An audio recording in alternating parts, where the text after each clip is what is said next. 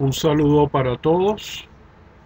Vamos a continuar nuestro estudio del sistema nervioso con la segunda parte, en el caso del cual vamos a estudiar la médula espinal y el sistema nervioso periférico.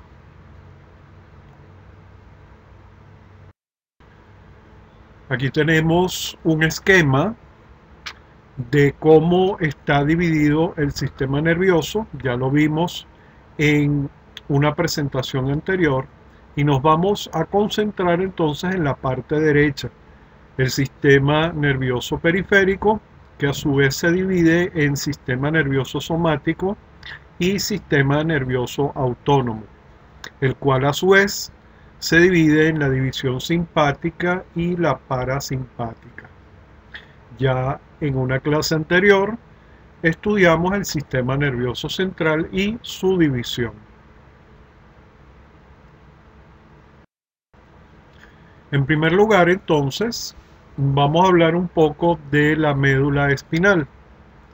Y la médula espinal, como habíamos visto, está ubicada en un canal que está formado por orificios que poseen las vértebras.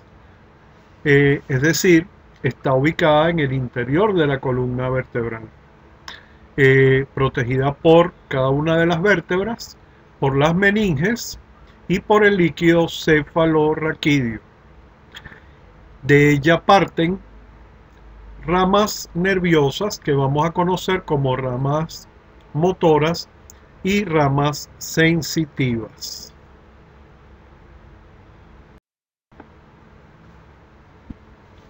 En la presente diapositiva vamos a ver un pequeño esquema de cómo estaría ubicada la médula espinal dentro del orificio de cada una de las vértebras.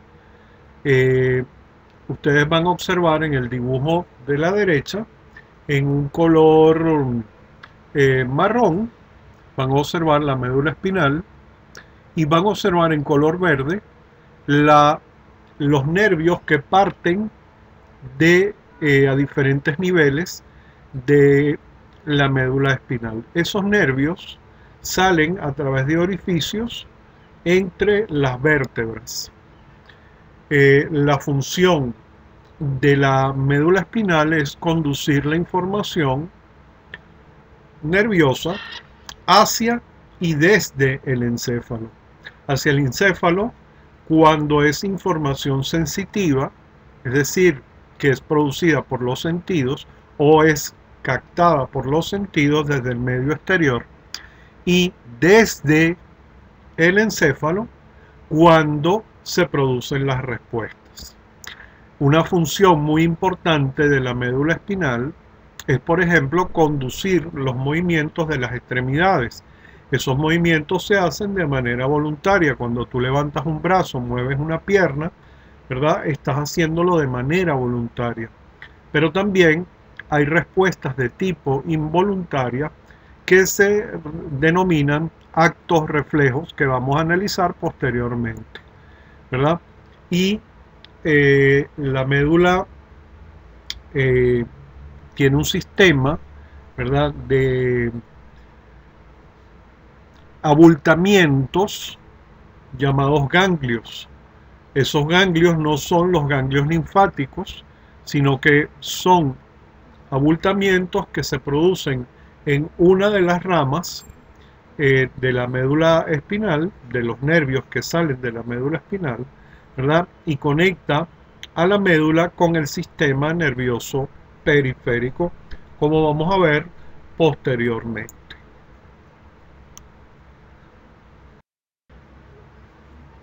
En esta diapositiva ustedes pueden observar en la foto superior, van a ver un corte transversal de la médula espinal.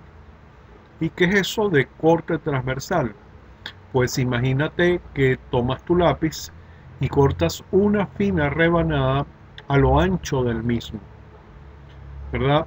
Esto se hace con la médula espinal y se hace con muchos tipos de tejidos para observarlos al microscopio. Entonces lo que se hace es cortar una fina rebanada con instrumentos especiales, se coloca sobre una lámina de vidrio y se aplican unos colorantes para resaltar las estructuras celulares que se pueden ver al microscopio. Entonces, ¿qué vamos a ver? En el centro vamos a ver una estructura como las alas de una mariposa que está formada por los somas de las neuronas y se llama sustancia gris. En esa sustancia es donde se toman las decisiones. En los somas de las neuronas se toman las decisiones de lo que se va a hacer con la información.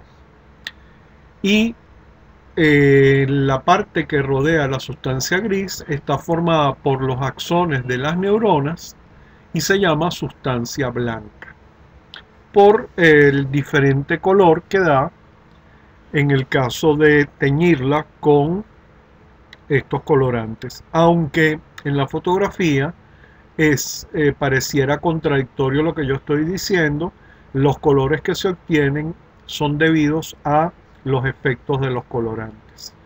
En la foto de abajo pueden ver el recuadrito que está en la foto de arriba ampliado y van a ver las motoneuronas o neuronas motoras, en este caso los somas de estas neuronas, ¿verdad?, cuyas prolongaciones o axones salen por la sustancia blanca o materia blanca en este caso.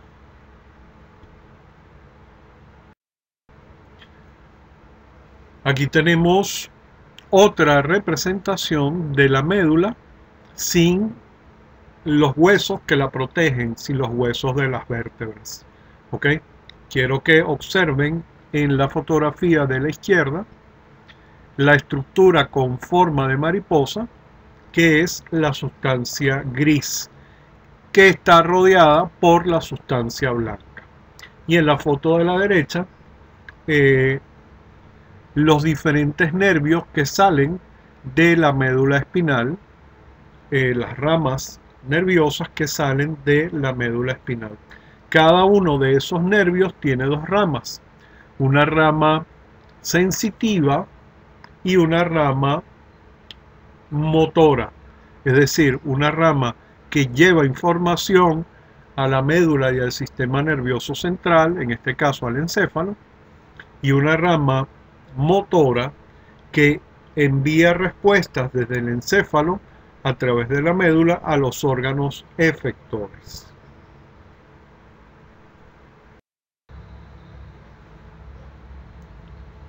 En esta imagen vamos a observar tres fotografías que nos dan la ubicación de la médula espinal dentro del canal de la vértebra. Entonces vamos a observar la foto del centro. Vemos una vértebra atravesada por la médula espinal. Ustedes podrán ver que hay una estructura que sobresale de la vértebra, ¿ok? Y si ven en la foto de la derecha, son varias estructuras que sobresalen de la vértebra, pero la que me interesa es que vean es la del centro, ¿ok? Esa estructura se llama apófisis, y si te tocas la espalda en la zona central, por donde va la columna vertebral, vas a notar unos pequeños bultitos. Esos bultitos son precisamente las apófisis de cada una de las vértebras. Eso para ubicarte en el dibujo. Luego tenemos la otra parte de la vértebra que parece como una especie de plato, ¿verdad?, donde cada una de las vértebras se une a la otra, se articula, ¿verdad? Y en el centro, en el orificio, está la médula espinal. Entonces, la médula espinal va a tener dos regiones. La región dorsal que da hacia la espalda y la región ventral que da hacia adentro del cuerpo, es decir, hacia la zona del vientre.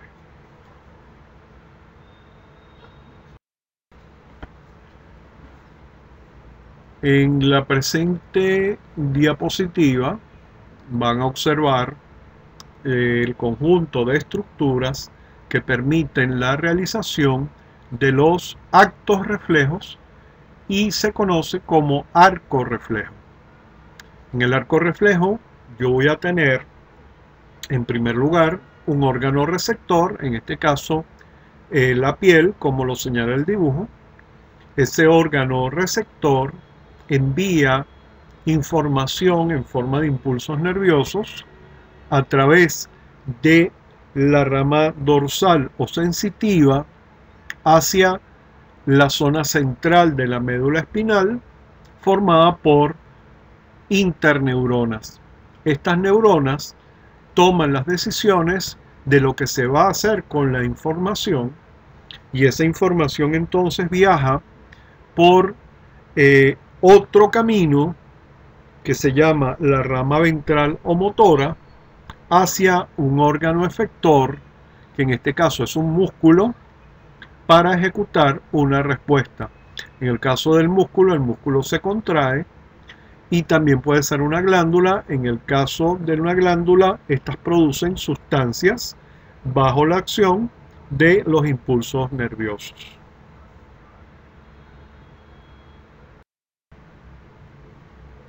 Y hablemos entonces un poco acerca de lo que son los actos reflejos, o lo que conocemos comúnmente como reflejos. Estas son respuestas involuntarias, automáticas y predecibles ante un determinado estímulo. Es decir, cuando decimos que son predecibles, siempre va a ser el mismo tipo de respuesta, no cambia. Son involuntarias frente a un estímulo determinado y son automáticas. Son controladas a través de la médula espinal, es decir, el cerebro no tiene absolutamente nada que ver con este tipo de respuestas. Por lo tanto, no dependen de la voluntad del individuo y generalmente son respuestas protectoras, es decir, protegen al individuo frente a estímulos del medio ambiente. Por ejemplo, la contracción de la pupila es un mecanismo automático. La pupila se contrae cuando hay una gran cantidad de luz, precisamente para proteger de esa luz a la retina que está en el interior del ojo. Cuando hay poca luz o hay oscuridad, la pupila se dilata para permitir la entrada de la poca luz que pueda estar presente en el medio ambiente. Pero para ambos procesos no interviene el cerebro. Yo no tengo que pensar para que mi pupila se contraiga o se dilate. Lo mismo ocurre con otro tipo de reflejos.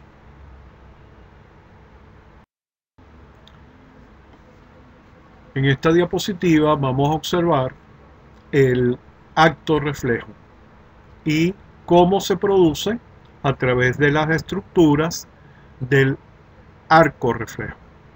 Entonces tenemos un pequeño martillo de goma que tú seguramente habrás visto en algún consultorio médico, y con ese martillo el médico estimula lo que se conoce como el reflejo rotuliano. El reflejo rotuliano entonces se produce dando un pequeño golpe en la rodilla, el cual estimula los nervios sensitivos de la rama dorsal que va hacia la médula espinal, señalados en color azul.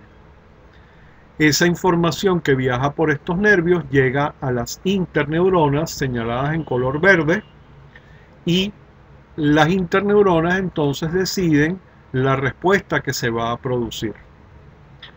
En este caso, la respuesta va a ser refleja. Por lo tanto, a través de otra vía, que son las neuronas motoras de la rama ventral, de los nervios de la rama ventral que salen de la médula. Estos nervios llegan a los músculos, ¿verdad? Que son los órganos efectores, y esos músculos entonces elaboran o realizan, mejor dicho, la respuesta, que en este caso es contraerse y mover la pierna. Eso se produce entonces como consecuencia de un acto reflejo. Si la información, por ejemplo, es un pinchazo, ¿ok? Y ese pinchazo es una inyección que me van a colocar, por ejemplo, en un brazo, una vacuna que me van a colocar en un brazo, ¿verdad? Si no fuera un reflejo, entonces yo no voy a quitar el brazo cuando siento el pinchazo. ¿Qué sucedió ahí? Que la información viajó por la neurona sensitiva hasta la médula, y la médula entonces envió la información hacia el cerebro. El cerebro toma la decisión y dice, entre comillas, ¿verdad? Le dice al músculo que no se contraiga a través de la rama motora. Entonces el músculo no se contrae, el músculo se queda quieto, ¿ok? Entonces ahí estás anulando el reflejo, porque la respuesta se convierte en voluntaria, ¿ok? Entonces es importante hacer notar que los reflejos siempre van a ser respuestas involuntarias y siempre van a ser de la misma característica, siempre van a ser el mismo tipo de respuesta frente a un mismo estímulo, y van a estar controladas absolutamente por la médula espinal.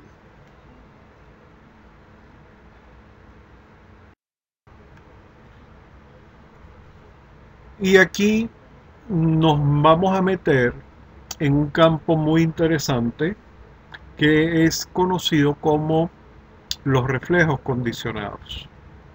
Los reflejos condicionados han sido estudiados durante muchos años, pero un fisiólogo ruso llamado Iván Pavlov comenzó con sus estudios de reflejos condicionados con perros. En la imagen vas a observar en el punto número 1 que frente a la comida, y eso lo habrás visto tú muchas veces, a lo mejor con tu propia mascota, cuando se le presenta la comida, el animal empieza a producir saliva, ¿verdad? Por la boca. Luego, se le presenta otro estímulo que no es su estímulo natural, que es un estímulo neutral, que es el sonido de un diapasón. Un diapasón es un instrumento que se utiliza para afinar instrumentos musicales, entre otras cosas. En el número 3 vas a ver que se le presenta la comida junto con el sonido del diapasón. Esto se repite varias veces, ¿verdad? Y lo que se va a observar es que el animal saliva, ¿verdad? Produce saliva por la presencia del alimento, pero al mismo tiempo el sistema nervioso está captando otra información, que es el sonido del diapasón. ¿Ok? Después, ¿qué se hace? No se le va a presentar en el número 4 la comida, sino solamente el sonido del diapasón, y se obtiene como respuesta la salivación. Ahí se ha logrado realizar el reflejo condicionado. Es importante conocer este tipo de cosas porque actualmente, y sobre todo la publicidad, utiliza este tipo de mecanismos y otros más sofisticados para condicionar el consumo de ciertos productos, inclusive de sustancias nocivas como alcohol y cigarrillos, y mucho más allá, drogas, ¿ok? En las personas, a través de estímulos que muchas veces nosotros no percibimos directamente porque van al inconsciente de la persona o al subconsciente de la persona. ¿Ok? Es importante entonces, sobre todo frente a la televisión, ¿verdad? Y frente a ciertos tipos de música que escuchamos, estar muy atento, ¿ok? Y no ser espectadores pasivos, que recibimos una información sin analizarla, porque podemos ser precisamente víctimas de la manipulación con el fin de que consumamos un determinado producto o una determinada sustancia.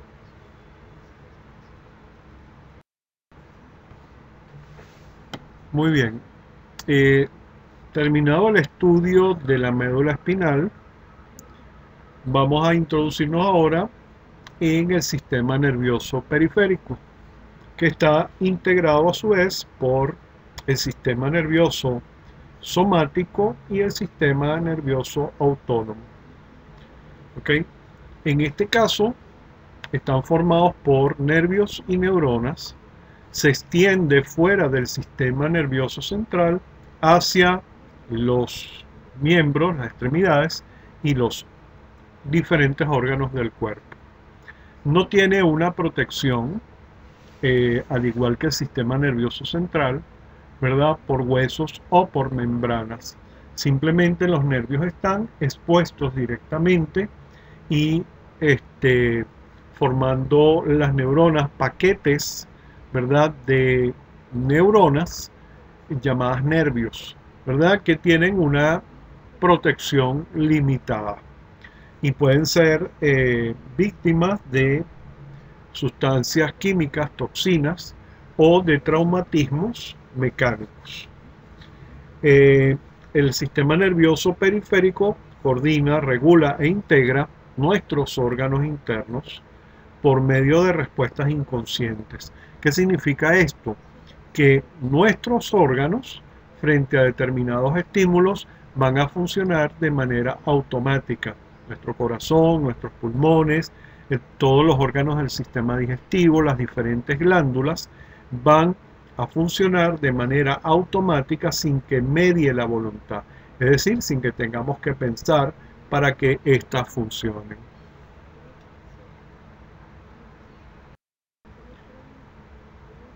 En este esquema vamos a ver que el sistema nervioso somático está formado por los nervios espinales, que son 31 pares.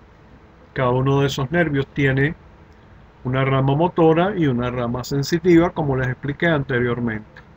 Y voy a tener lo que se llaman nervios craneales, que son 12 pares.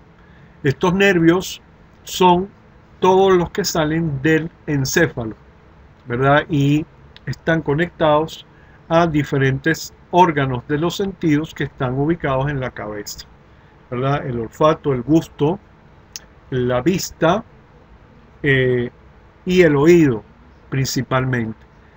Pero también tienen que ver con la sensibilidad cutánea que está en la piel, que forma parte de la cabeza. ¿Ok? Estos nervios entonces en conjunto son muy importantes porque llevan información al encéfalo y envían respuestas desde el encéfalo en el caso de los craneales, y en el caso de los espinales llevan información a la médula, ¿ok?, o desde la médula, y la médula comunica esta información también al encéfalo.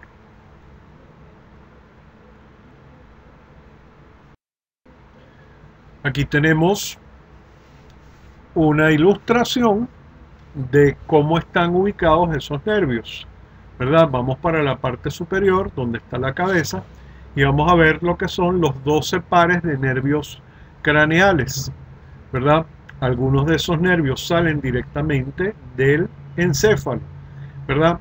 Y son esos nervios, por ejemplo, cuando tenemos un dolor en una muela, ¿verdad? Uno de esos nervios que se ve afectado y que produce la sensación de dolor es un nervio craneal, ¿verdad? El nervio óptico es un nervio que va a los ojos, es un nervio craneal. El nervio auditivo es un nervio craneal, ¿verdad? Después vamos a ver los 31 pares de nervios espinales, que salen todos ellos de la médula espinal y que se ramifican a diferentes lugares del cuerpo. Todos estos nervios entonces tienen dos ramas. Estoy refiriéndome a los nervios espinales. Tienen una rama sensitiva y una rama motora, como les expliqué anteriormente.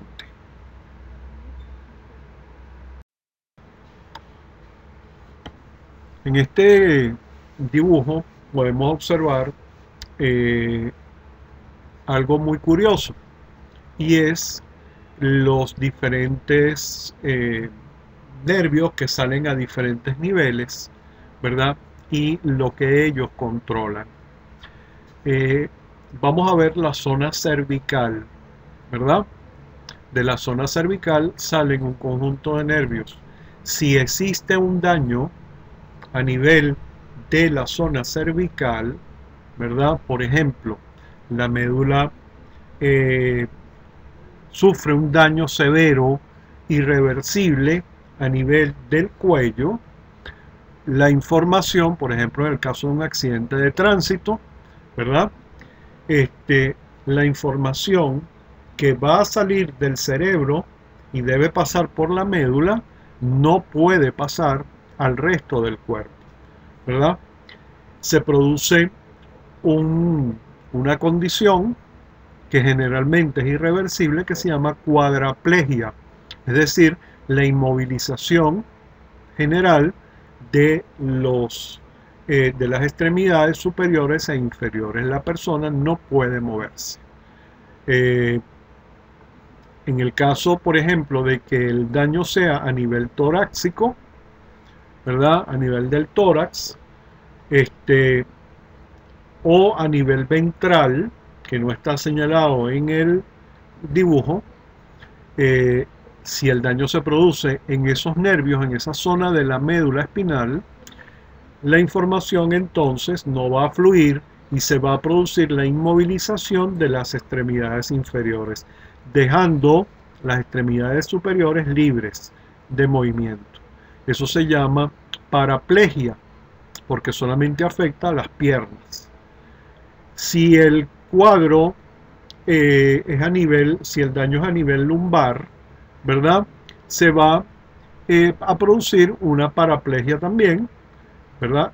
Y en el caso de la última zona de la médula, de la columna, hay algunos nervios, pero es menos probable que sufran daños por traumatismo porque el hueso es mucho más sólido y más fuerte. ¿Okay? Es importante tomar en cuenta esto porque los anestesiólogos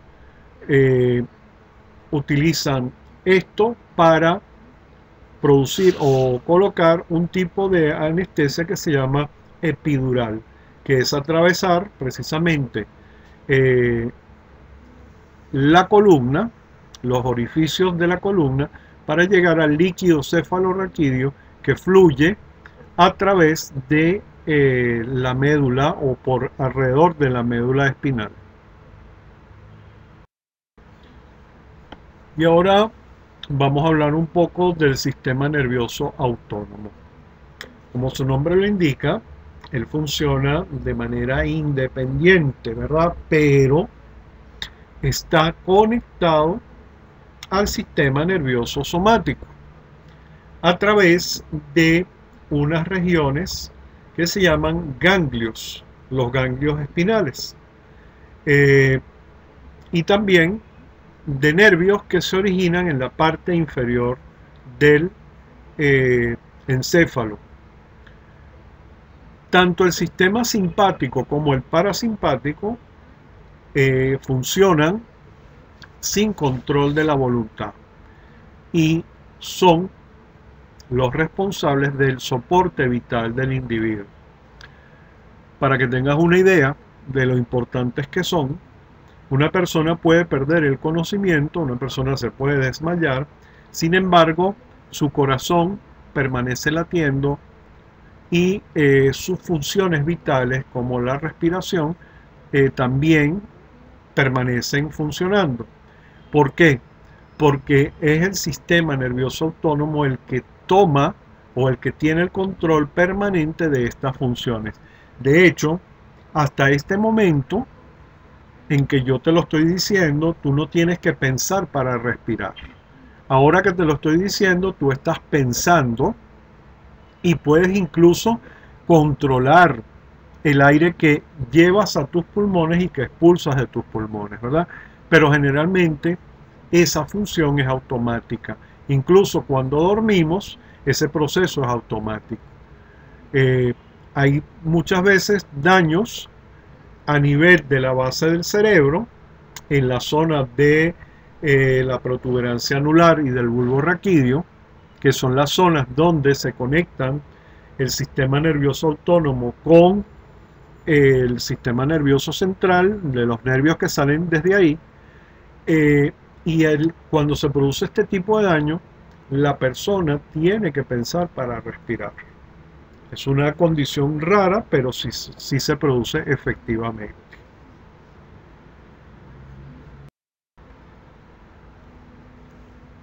Cuando una persona está en lo que se conoce como vida vegetativa, es decir, por alguna enfermedad, por alguna mala praxis médica, por alguna falla en el proceso de anestesia, la persona pierde sus facultades mentales, su cerebro queda afectado muchas veces irreversiblemente. Entonces es el sistema nervioso autónomo el que toma el control absoluto del funcionamiento del individuo, y el individuo queda en una condición que se llama vida vegetativa. Vulgarmente se conoce como vegetal. En este caso se están produciendo las funciones más importantes que mantienen vivo al individuo, pero el individuo no está pensando, no es consciente, hasta donde se sabe, no es consciente, ¿ok? Aunque hay muchos estudios acerca de eso, ¿verdad? Y esto puede ocurrir de manera variable. Pero vamos a concentrarnos en el dibujo. Aquí vamos a ver el sistema nervioso simpático y el parasimpático. Y van a ver un conjunto de nervios, ¿verdad? En el caso del sistema nervioso simpático, son los nervios de la región torácica y de la región lumbar, los que se conectan a través de los ganglios espinales con diferentes órganos del cuerpo. Y en el caso del parasimpático, son un conjunto de nervios que salen básicamente de dos regiones, del tallo cerebral, ¿ok? Y de la región sacra, ¿ok? Los que controlan las funciones, general de los mismos órganos. Ahora, el control es antagónico, es decir, lo que hace el sistema nervioso simpático se opone a lo que hace el sistema nervioso parasimpático y viceversa. En esta diapositiva vamos a observar las acciones contrapuestas de ambos sistemas, del parasimpático y del simpático. Y lo vamos a explicar a través de un ejemplo, ¿verdad? Estás en tu casa, tranquilamente, relajado, acabas de comer, estás sentado frente a la televisión, viendo tu programa favorito, haciendo la digestión.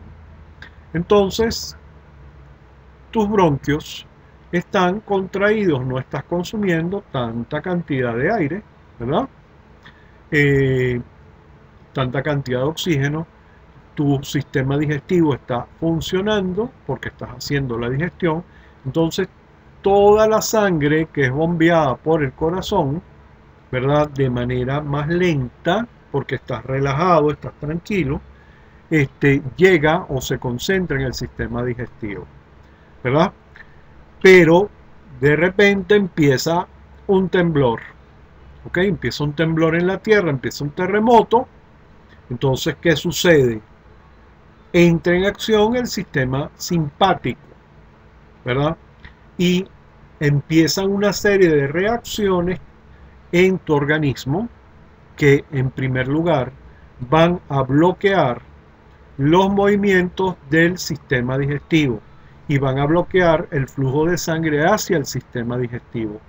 Eso es lo que se dice que se inhibe la peristalsis y la secreción, ¿verdad? Porque la sangre ahora tiene que ser desviada a el cerebro para tomar decisiones y a los músculos de las extremidades para emprender la huida, ¿verdad? Y hacer lo que haya que hacer en el camino. Entonces, el corazón debe acelerarse. ¿Para qué? Para mandar más sangre a esos órganos, a los músculos, y necesito dilatar los bronquios para tomar mayor cantidad de aire con oxígeno y llevarlo a la sangre. Todas estas acciones son acciones conjuntas, ¿verdad? Y quiero que se den cuenta que lo que hace el parasimpático es lo opuesto a lo que hace el sistema simpático. Y ambos sistemas nos permiten lo que se llama la vida de relación, es decir, el funcionamiento de los órganos básicos, de los órganos vitales que todos nosotros poseemos. Te invito a que revises cada uno de los órganos y veas lo que hacen en el caso del parasimpático y en el caso del simpático. Y por último, te voy a dejar con un pensamiento de un gran hombre que tuvo la humanidad, que fue Mahatma Gandhi. Mahatma Gandhi nos dejó este pequeño pensamiento: cuida tus pensamientos, será tu vida. De los malos pensamientos tenemos consecuencias, ¿verdad?